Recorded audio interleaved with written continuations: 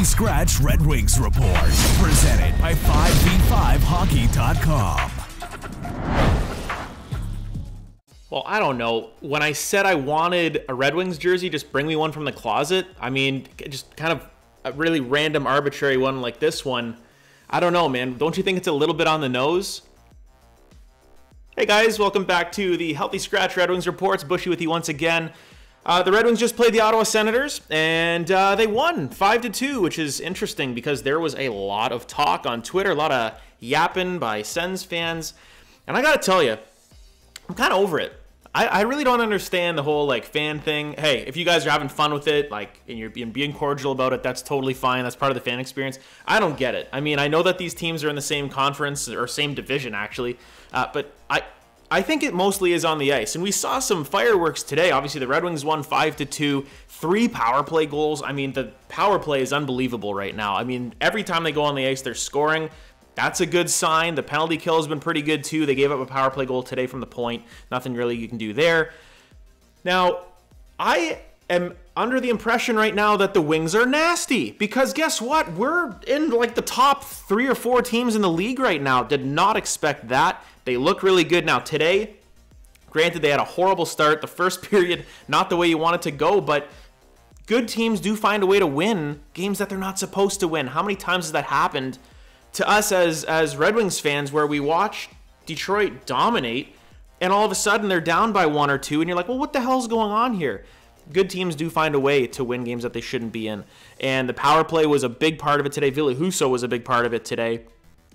Even looking at this season as a whole, before the Ottawa game, I was looking at this going, they really have only had one bad period of hockey, and it was in the season opener against New Jersey in the second period. They just fell asleep.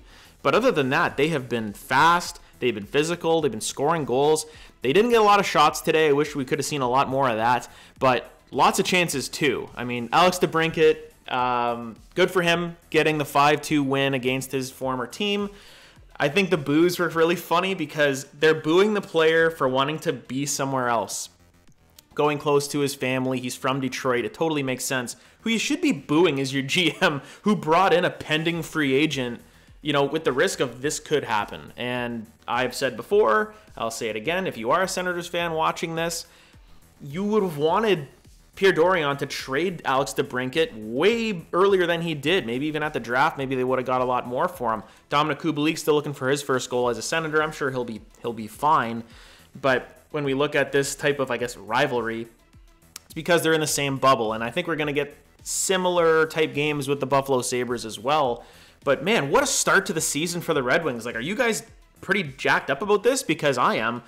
I never thought in a million years that they would start this good and win this many games in the first 4 or 5 games. But, to temper your expectations, teams will lose. They're not going to go the whole season without losing a game. Obviously, they lost the first one, but they've looked really good so far. And I think if we have to be really nitpicky about it, the penalties. Some of these penalties that we're taking, granted, the refereeing is always going to be crap in the NHL, and it's going to go both ways, okay? So I'm definitely not going to be a referee apologist, but I'm definitely not going to let the Wings off the hook either. There are some dumbass penalties being taken. I mean, Rasmussen, yeah, he stepped in today for Seider, and he got the extra.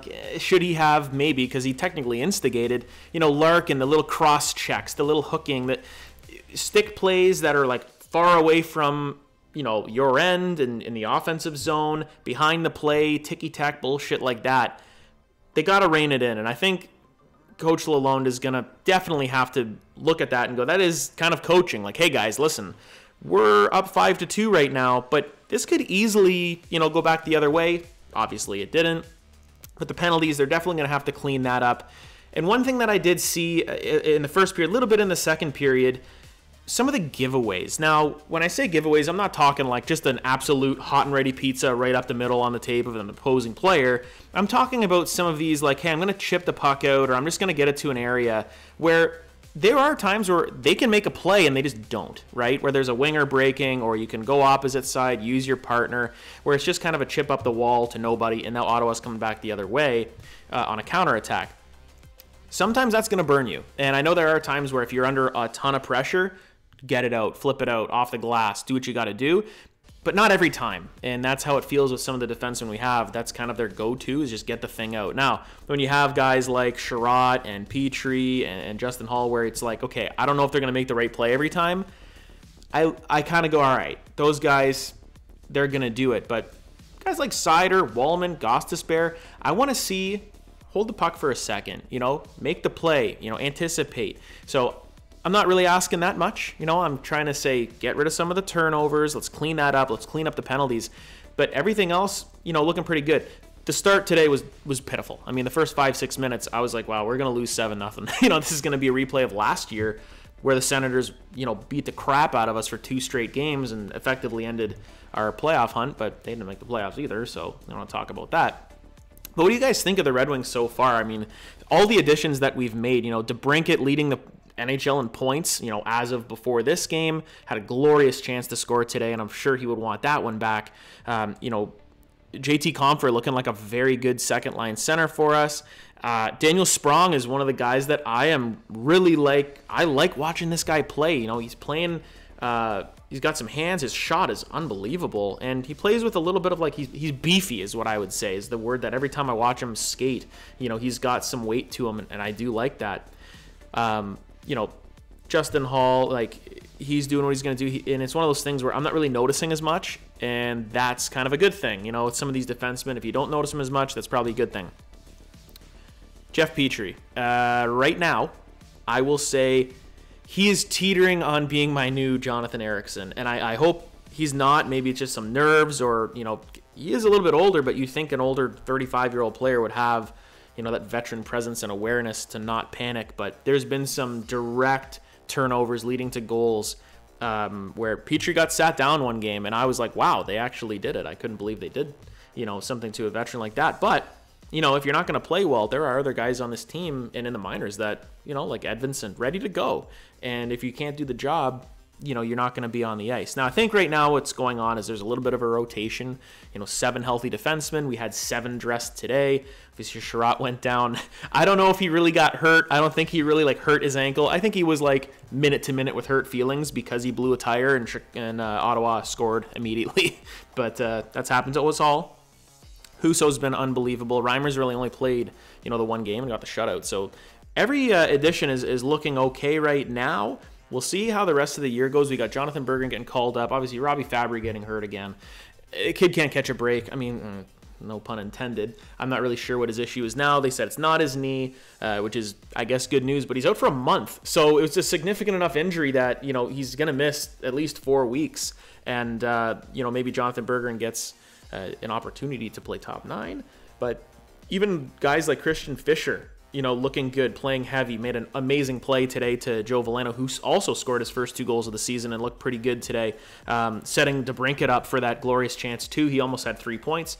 So all in all, most of the players that I'm watching here are playing really well. I want to see Lucas Raymond score some damn goals. He had few chances today in the first half of the game that goal scorers score those.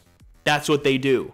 They don't just, flub it into the chest of the goalie. They don't just, hey, I got stoned again. Because that definition to me that I just realized is, and just to say, I'm not comparing these 2 players. Don't go into the comments.